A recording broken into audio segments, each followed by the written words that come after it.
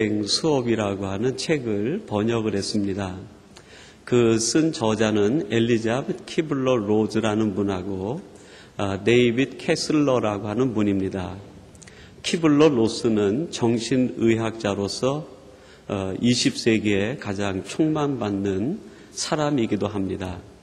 이 키블러 로스를 통해 가지고 전 세계에 호스피스 운동이 시작이 되었습니다. 그래서 이 키블러 로스를 가리켜서 호스피스 운동의 어머니다, 그렇게 이름을 붙입니다. 그리고 데이빗 캐슬러는 그의 제자입니다. 아주 수제자죠. 이 두 사람이 함께 연구한 결과를 가지고서 책을 발표를 했는데 그 책 내용이 아주 특이합니다.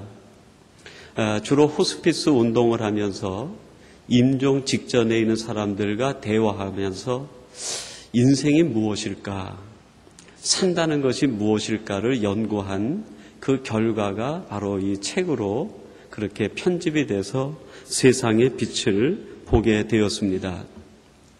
이 두 분은 인생에 대해서 아주 특이한 정의를 내렸습니다. 인생이란 무엇인가? B에서 D까지다. B to D라고 표현을 했습니다. B에서 D까지 할 때 B는 출생을 의미합니다. birth를 의미하죠. 그리고 D는 여러분 짐작하시겠지만 죽음을 의미합니다. death를 의미합니다. 인생이란 무엇인가? B에서 D까지다. 근데 여러분 영어 알파벳을 보면 B에서 D 가는데 그 사이에 알파벳이 하나가 있습니다. 어떤 알파벳이 있죠? C가 있습니다. 그것이 이 책이 보여주고 있는 인생에 대한 정의의 백미라고 할 수 있습니다. 단순히 인생이 출생에서 죽음까지다라고 하면 그거는 초등학생이 내릴 수 있는 인생에 대한 결론이고 정의일 것입니다. 이분들이 C가 무엇인가를 밝혔는데 그 C는 초이스를 의미합니다. 선택이다. 그 내용을 보면서 정말 그 신학적인 인생의 정의다, 그런 생각을 했어요. 특별히 대단히 종말론적인 신학적인 그런 인생의 정의다라는 생각을 했습니다. 우리 인생이 무엇인가? 출생에서 죽음 때까지 수없이 선택하는 것이 바로 인생이다라는 것이죠. 아마 여러분들은 오늘 이 예배 자리에 나오기까지 수없이 많은 선택의 결과에 따라서 오늘 이 자리에 있게 되셨을 겁니다. 그것이 인생이라는 것이죠. B에서 D까지 가는 그 짧은 시간 속에 선택을 무엇을 하느냐에 따라서 그 인생의 내용이 달라지게 된다 하는 뜻도 담겨 있다고 할 수 있겠습니다. 이 짧은 시간에 우리는 무엇을 선택할 것인가? B에서 D까지 가는 그 짧은 순간에 우리들이 무엇을 선택하고 어떻게 살아갈 것인가? 이 시간과 이 기회를 어떻게 활용할 것인가? 바로 그것이 인생이라는 것이죠. 마가복음 14장을 지난번에 우리가 1절, 2절 말씀을 함께 묵상했는데요. 1절에 보면은 그런 단어로 시작이 됩니다. 이틀을 지나면이라고 시작이 돼요. 마가복음이 보는 인생론은 무엇인가? 이틀이 지나면이라는 것이 마태복음이 보고 있는 인생론이라는 것이죠. 우리 인생의 길이는 긴 것 같은데 이틀밖에 되지 않는다는 거예요. 이틀이 지나면 우리 인생이 종점이 오고 우리 인생이 끝난다는 거예요. 이틀이 지나면. 근데 오늘 본문과 1절, 2절을 포함해서 지난주에 묵상했던 본문까지 합치면은 그 짧은 본문 속에 등장하고 있는 네 부류의 사람이 있습니다. 첫 번째 누가 등장합니까? 대제사장과 서기관이 등장을 해요. 근데 이 대제사장과 서기관은 이틀밖에 안 되는 B에서 D까지 이르는 그 짧은 인생의 시간 동안에 무엇을 선택하고 무슨 기회를 노립니까? 죽일 기회를 노리는 거예요.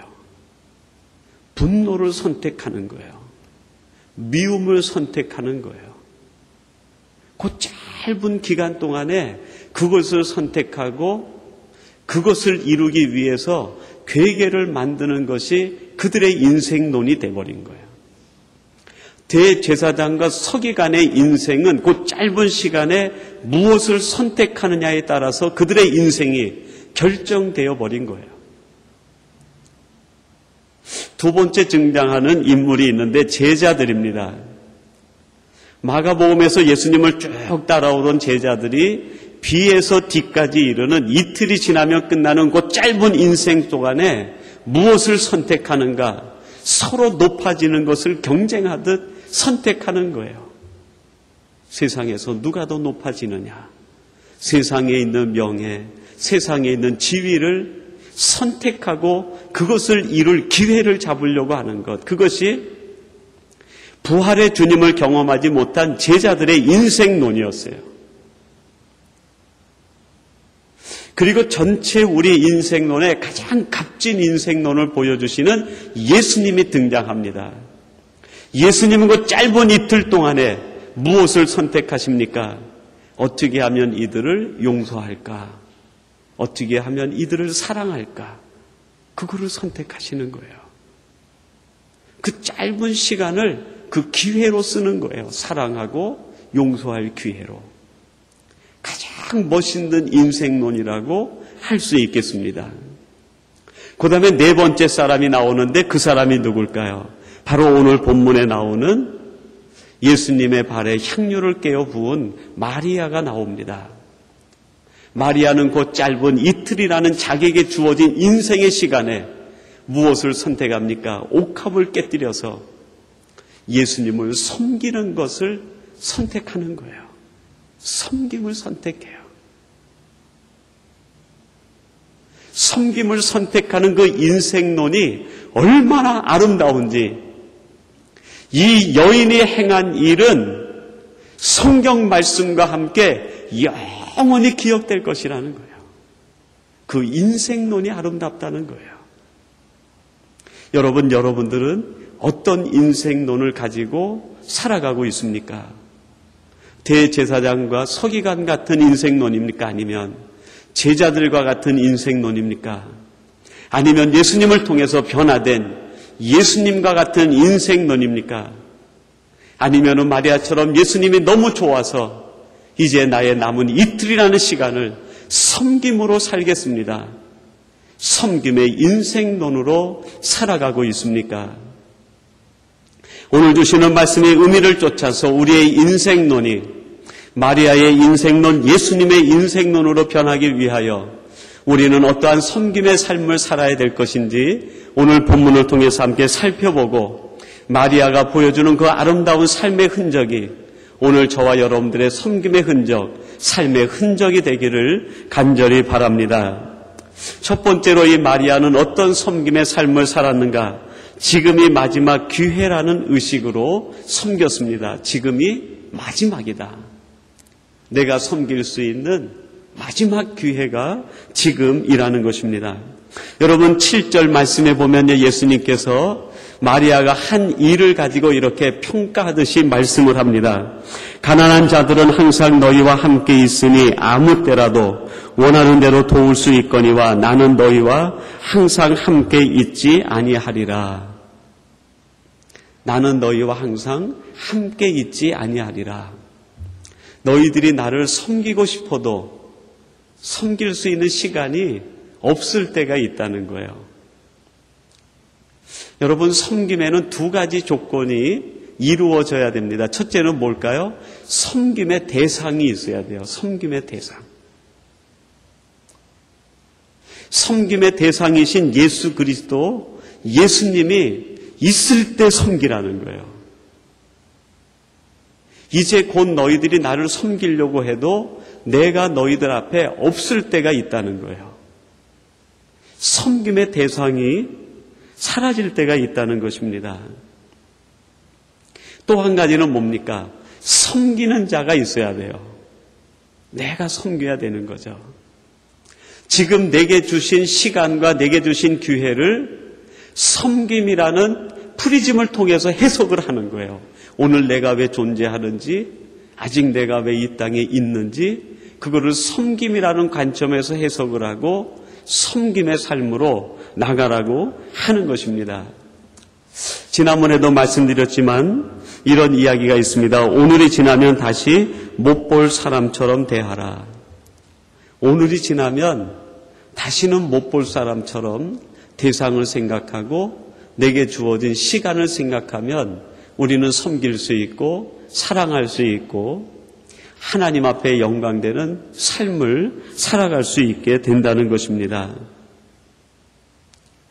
오늘 지금 섬길 수 있는 기회를 놓치지 말라는 거예요. 예수님과 제자들이 함께 마리아의 집에 있는데요. 모든 사람들이 예수님을 섬길 수 있는 기회가 있었지만 그들은 그 기회를 다 놓치고 말았어요. 오직 마리아 한 사람만이 그 기회를 놓치지 않고 예수님의 섬김을 다하는 거예요. 지금이 내게 주어진 섬김의 마지막 시간이다. 지금이 내게 주어진 마지막 기회다. 그 의식으로 섬기라는 거예요. 제가 한국에 있을 때요, 중국 심양에 있는 서탑교회의 오명봉 목사님이라고 그 중국 삼자교회의 담임 목사님이신데요. 그 서탑교회는 교인들이 거의 한 5천 명이 넘습니다. 대단하죠. 그 심양의 서탑교회 하면은 그 모르는 교회, 모르는 사람이 없는데 지난번에 우리 교회에서 함께 신앙생활 하다가 중국으로 가신 김경옥 집사님이 계신데요. 그 김경옥 집사님도 서탑교회 아세요? 그랬더니 그 교회 아신다고. 그 김경옥 집사님이 계시는 집하고 서탑교회까지 나오려면 차로 약 8시간 정도를 나와야 된다고 그러더라고요. 그래서 제가 전화번호 메모를 해주고 그 오 목사님한테 메모를 해놨어요. 혹시 이러이러한 집사님이 오시면 잘 신앙 지도를 하셔가지고 가능하면 신학 교육도 시켰으면 좋겠습니다.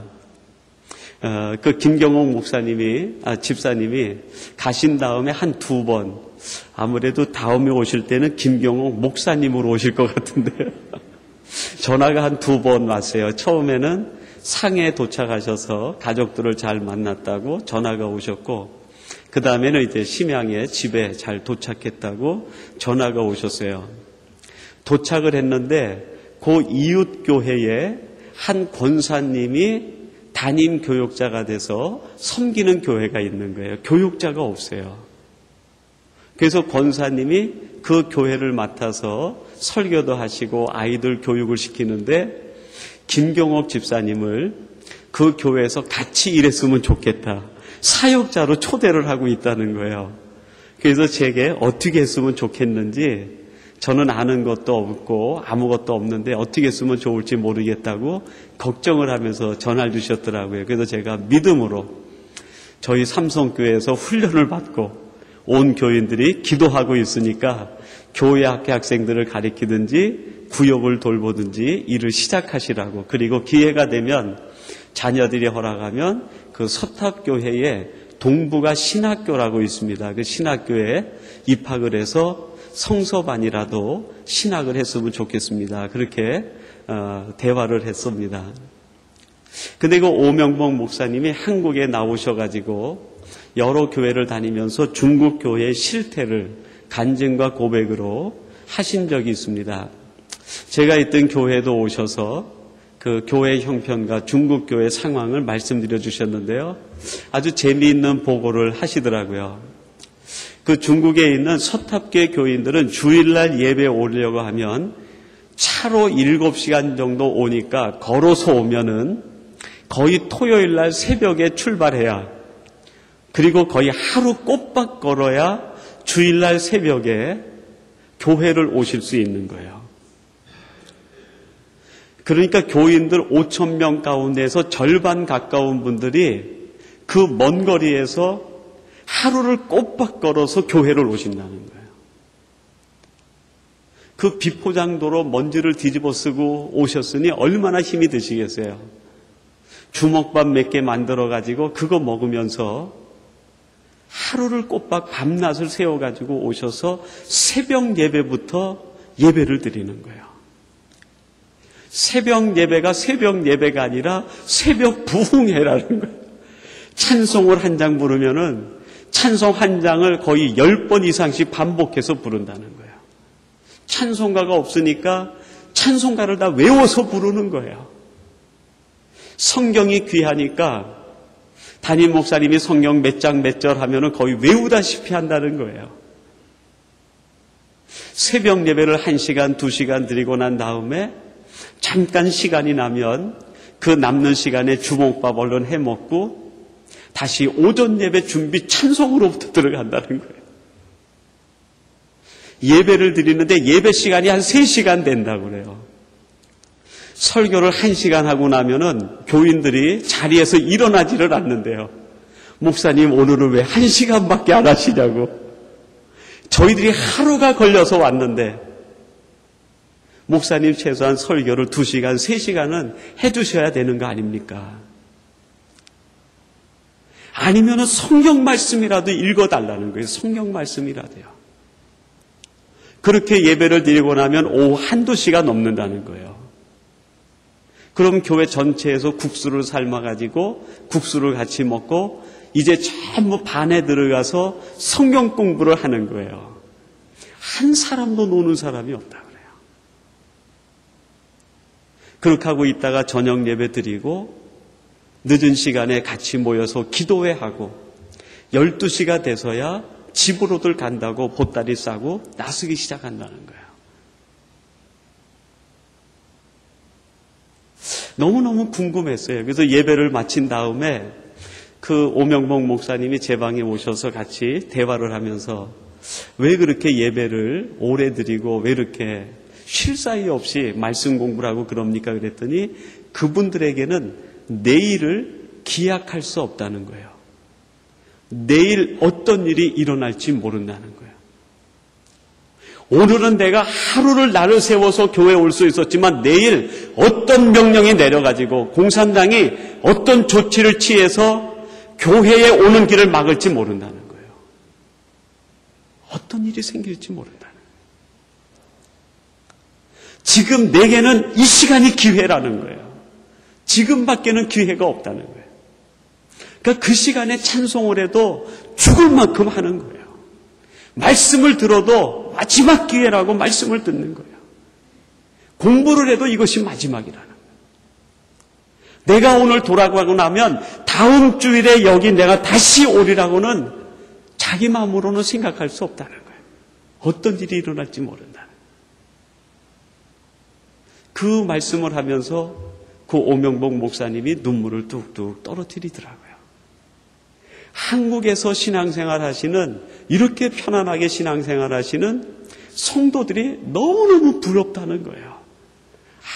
아무런 제한도 받지 않고 박해도 받지 않고 신앙생활하는 성도들이 너무너무 부럽다는 거예요. 지금 내게 주어진 시간이 마지막이라고 생각하고 그 시간에 섬기면 여러분, 섬기지 못할 일이 어디 있겠어요? 섬기지 못할 분이 어디 있겠어요? 섬기지 못하겠다고 변명할 이유가 어디 있겠습니까? 섬기지 못할 이유가 어디 있겠어요? 마리아는 지금 내게 주어진 시간이 이것이 마지막이라는 의식 속에서 예수님에게 모든 것을 다해서 섬기는 거예요. 여러분, 이 의식을 가지면 두 번째 섬김의 단계로 넘어갈 수 있는데 그게 뭐냐면 힘을 다해서 할 수 있는 거예요. 온 힘을 다해서. 예수님께서 마리아가 한 섬김을 보면서 그렇게 말씀을 합니다. 저가 힘을 다하여 내 몸에 향유를 부어 내 장사를 미리 준비하였느니라. 저가 힘을 다하여 하였다. 힘을 다해서 했다. 여러분, 얼마나 아름다운 주님의 칭찬입니까? 신명기 6장 5절에 보니까 이렇게 말씀합니다. 너는 마음을 다하고 성품을 다하고 힘을 다하여 내 하나님 여호와를 사랑하라. 다하고 그랬어요. 다 한다. 예수님께서 십자가에 돌아가실 때 마지막 그 가상 7원을 말씀하시는데 그 중에 한 말씀이 무엇입니까? 다 이루었다라고 말씀하세요. 다 이루었다. 그 말이 뭘까요? 내가 해야 될 일에 후회를 남기지 않았다는 거예요. 내가 해야 될 일을 남겨놓지 않았다는 거예요. 다 이루었다. 힘을 다했다라는 것은 열정을 다했다라는 건 그 각도하고는 조금 달라요. 열정을 다했다. 내가 할 수 있는 건 다했다. 그것이 아니라 후회를 남기지 않았다는 거예요. 여러분, 때때로 우리들이 서로 대화할 때 나는 할 일을 다 했습니다. 그렇게 이야기하는 경우가 있습니다. 그러나 조용히 자기 마음에다 손을 대고 할 일은 다 했는지 모르지만 이 일에 대해서 후회거리를 남기지 않았느냐라고 질문하면 미진한 부분이 생겨요. 할 일은 다 했다. 사람 보기에 할 일은 다 할 수 있을지 있죠. 그러나 내 스스로에게 물어볼 때 후회를 남기지 않는 것. 마음을 다하고 뜻을 다하고 성품을 다했다. 그것은 이 일을 통해서 후회를 남길 일을 만들지 않았다는 뜻입니다. 장징주라는 분이 있는데 35세 전에 꼭 해야 할 33가지라고 하는 그 책을 썼어요. 근데 그 책 속에서 이런 이야기를 합니다. 사람은 마지막에 이루지 못한 것 때문에 후회하는 것이 아니라 해야 할 일을 하지 않은 것 때문에 후회한다라고 얘기했어요. 사람이 마지막에 후회하게 되는 것은 내가 이루지 못한 것 때문에 후회하는 것이 아니라 내가 마땅히 해야 되는 건데 하지 않은 것 때문에 후회한다는 거예요. 이루지 못한 것은 무슨 뜻일까요? 내 꿈이에요. 내가 원하는 것, 내가 하고 싶은 것, 내가 원하는 것, 나의 꿈, 내가 이루고 싶은 것, 나의 소원, 그것은 좀 이루지 못해도 후회가 남지 않는다는 거예요. 그러나 진정 후회가 되는 건 뭐냐면 내가 마땅히 해야 되는 건데 하지 않은 것. 그것들이 마지막에 우리를 괴롭히고 우리의 마음에 아픔을 준다는 거예요. 그것이 후회거리가 된다는 것입니다. 여러분, 우리 캐나다에 가장 유명한 관광지가 있다고 하면 로키 아니겠어요? 자스퍼 그 국립공원이 있는데 거기에 그 파크웨이 길이 얼마나 아름답게 쫙 펼쳐져 있습니까? 남으로 해서 북까지.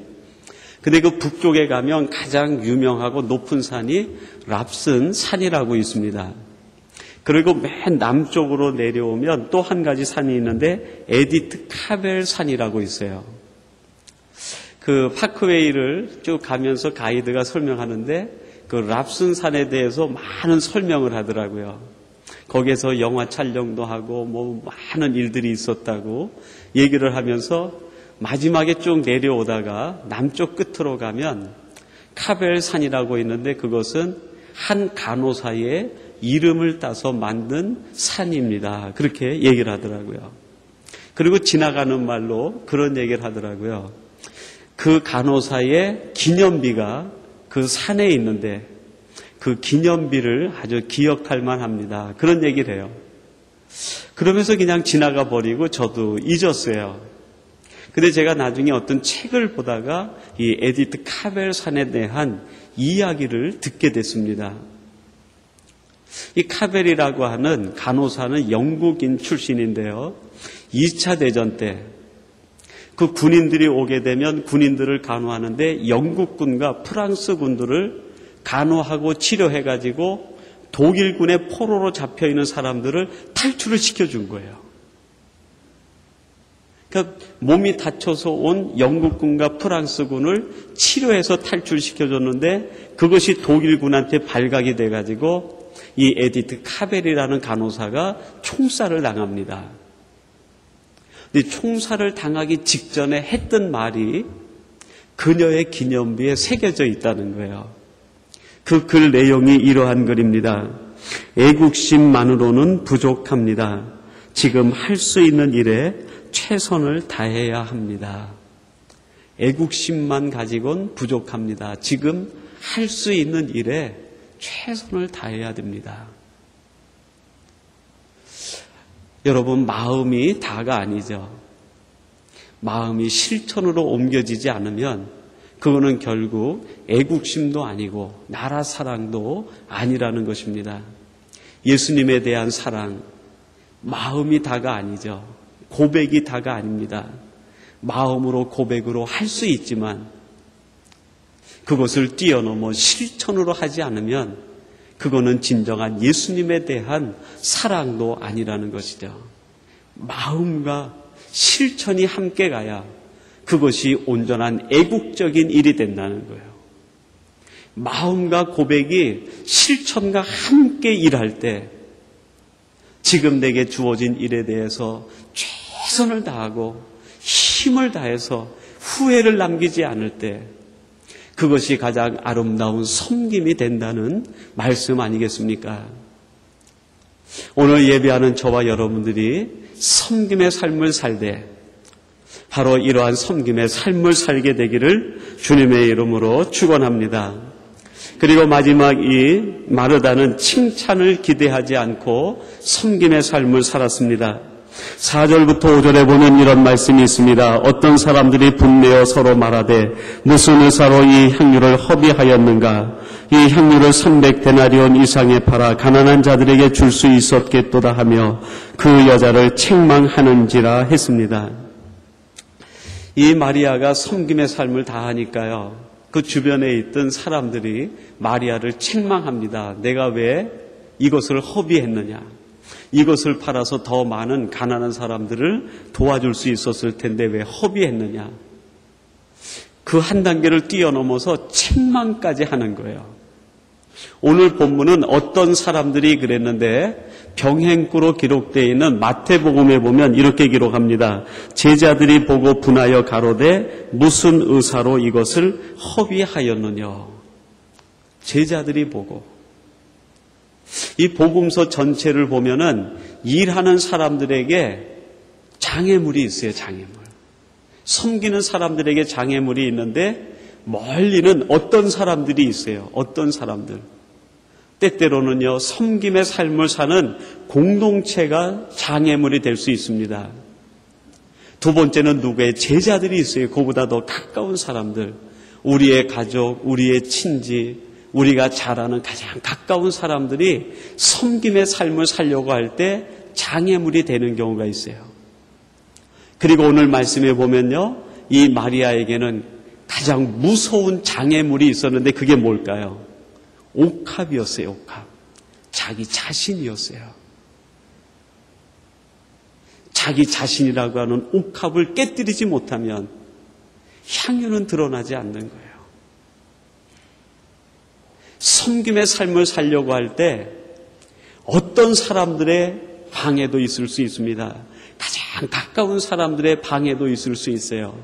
그러나 가장 무서운 방해는 무엇입니까? 자기 자신이 자기를 방해하는 거예요. 섬김을 못하게 하는 거예요. 이 여인이 옥합을 깨뜨린 것은 자기 자신을 깨뜨려버린 거예요. 제자들이 비난해도 섬김의 삶을 사는 거예요. 어떤 사람들이 책망을 해도 하나님 앞에 결단하니 섬김의 삶을 양보하지 않는 거예요. 이 섬김의 삶을 보시고 주님께서 칭찬하시는 것이죠. 잘하였도다. 어떤 사람이라는 장애를 넘고 가장 가까운 사람의 장애를 넘고 내 자신을 깨뜨리고 섬긴 그 삶이 복되고 복되다는 거예요.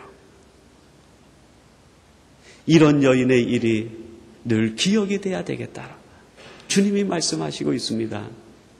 사랑하는 성도 여러분, 우리의 인생의 길이는요, 너무 짧아요. 알파벳 한 단어 사이에요. B에서 D까지 가는 것이 우리 인생의 길이에요. 거기에서 무엇을 선택하느냐가 결국 그 사람의 인생론을 만드는 거예요. 대제사장은 기회를 잡는데 어떤 기회를 잡습니까? 누군가를 죽일 기회를 잡는 거예요. 제자들은 높아질 기회를 잡고, 예수님은 그 짧은 시간 동안에 어떻게 하면 더 사랑할까? 어떻게 하면 더 용서할까? 우리와 같은 성경을 가진 연약한 여인 하나가 우리 주님으로부터 멋진 인생론으로 칭찬을 받습니다. 그 짧은 시간을 섬기며 살겠습니다. 여러분, 우리들도 우리에게 주어진 이 짧은 인생의 시간에 섬김을 선택하고 예수님처럼 용서와 사랑을 선택해서 예수님처럼 예수님에게 칭찬받은 믿음의 여든처럼 우리들의 삶도 예수님에게 칭찬거리가 되고 하나님에게 영원히 기억되어지는 복된 삶이 되시기를 주님의 이름으로 축원합니다. 하나님 아버지 감사합니다. 우리의 짧은 순간순간 속에서 우리의 인생론이 예수님을 닮게 하시고 하나님께 칭찬받은 여인의 인생론을 닮게 하여 주시옵소서. 지금이 내게 주어진 마지막 기회라는 의식으로 섬기게 하시고 오직 하나님께서 내게 주신 은사대로 하나님께 설악하신 우리의 모든 삶을 전부 다 하나님 앞에 드리며 힘을 다하여 섬길 수 있게 하시고 칭찬을 기대하지 않고 오히려 그 모든 장벽들을 뛰어넘어 섬김의 삶을 사는 저희들이 되게 하여 주옵소서. 예수님의 이름으로 기도하옵나이다. 아멘. 하늘의